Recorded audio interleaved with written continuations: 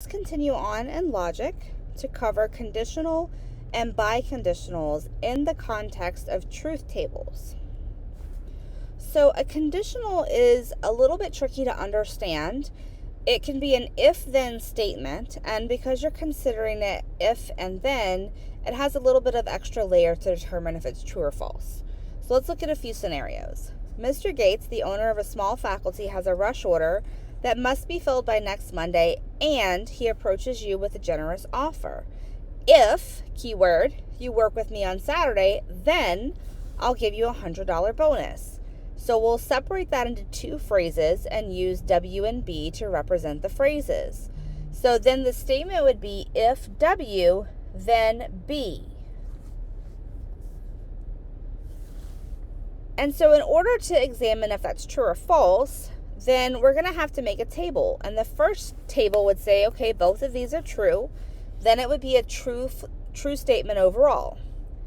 If you go to work and you don't get the bonus, then that means the first part is true, and the second part, getting the bonus, would be considered false. If Mr. Gates goes back on his promise, that would be the most likely scenario. If you don't show up to work, but you still get the bonus, then that would be W is false and B is true. So if you think really carefully about this case, it differs from the way we use if-then. The way we use if-then in everyday language allows for some wiggle room in that statement. So what's important is not to read too far into what was actually said, and to realize that you should not expect the bonus if you don't come to work, because that is your experience in everyday life. So that's what our gut tells us. But Mr. Gates never said, if you don't come to work, you don't get the bonus. And this is where logic differs from the real world. So basically, unless you're explicitly told the opposite of a situation is given in logic, you would not negate things. So if you don't come to work and you don't receive the bonus, in this case, Mr. Gates is telling the truth for the same reason as he was telling the truth in the third case. Because you didn't come to work, Mr. Gates can give you the bonus or not give you the bonus because you didn't satisfy the initial condition.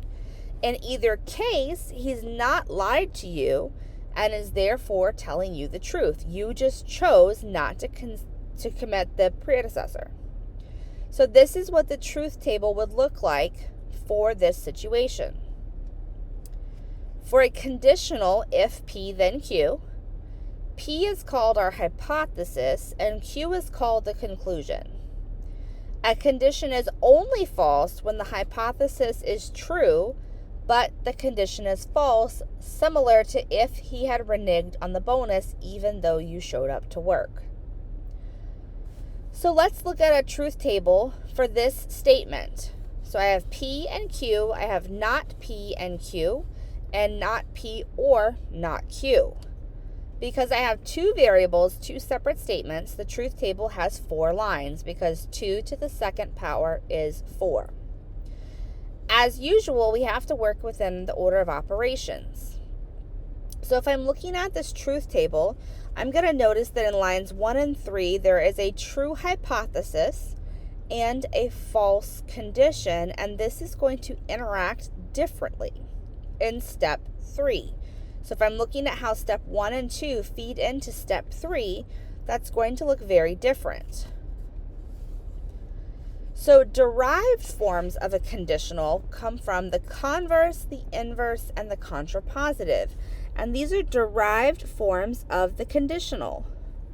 So the converse would be reversing this phrasing.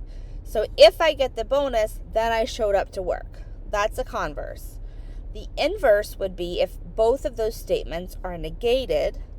And the contrapositive would be not Q, then not P. So if you're looking at the difference of the inverse and the contrapositive, in the inverse you negate both statements, but in the contrapositive you change Q and P's position and you negate them. So this table will help you out a little bit. If I'm looking for a conditional, that's if P then Q. To define the converse, you're going to switch P and Q.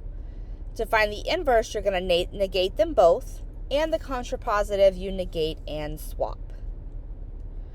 So let's look at what this looks like in an actual example. If marijuana is legalized, then drug abuse will increase. So if I'm looking at the solution here to understand it a little bit better, let's rewrite this in mathematical notation. If M, then D, where M and D stand for parts of the phrase. I now want to write the derived form. So remember, the converse says to switch them. So if drug abuse will increase, then marijuana is legalized, would be the contrapositive. For the inverse, we would negate both statements. If marijuana is not legalized, then drug abuse will not increase. And to find the contrapositive, we negate both of them and switch the phrase. If drug abuse will not increase, then marijuana is not legalized. So if I'm looking at which of the statements are logically equivalent, we'll answer this by comparing the truth tables in the next slide. So here we can see from the table the original conditional and its contrapositive are logically equivalent. But the converse and the inverse are not equivalent to the original statement, but they are equivalent to each other. Here's an additional slide on some of the wording for conditionals. And you notice there's different ways we could say it. Only if doesn't say the same idea as if. P is sufficient for Q means that it meets the minimum qualifications to achieve Q, and then I have the necessary condition. So if I rewrote these statements, it would look like this. Your driver's license will be suspended if you are convicted of driving under the influence of alcohol. Or you will graduate only if you have 2.5 grade point average. There's the only if. So if we look at these statements, then if goes with the clause you are convicted of driving, and that clause is the hypothesis because it's part of the if. So I could rewrite the sentence with, if you are convicted for driving under the influence of alcohol, then your driver's license will be suspended. So I'm just rewording the sentence to get me to that conditional. Same way I could take B and rephrase it with, if you graduate, then you will have a 2.5 grade point average. If you give us your credit card number, then we will hold your reservation. The necessary condition, though, is the conclusion. So rewriting this sentence gives, if you qualify for a discount on your airline tickets, then you will pay them 2 weeks in advance. And the biconditional means those two statements say the exact same thing, and we symbolize it as P and Q with the biconditional arrows. An example of doing this in a truth table would be to construct one for the following phrasing. So I want it to move both ways, and this is how I would represent that in a truth table.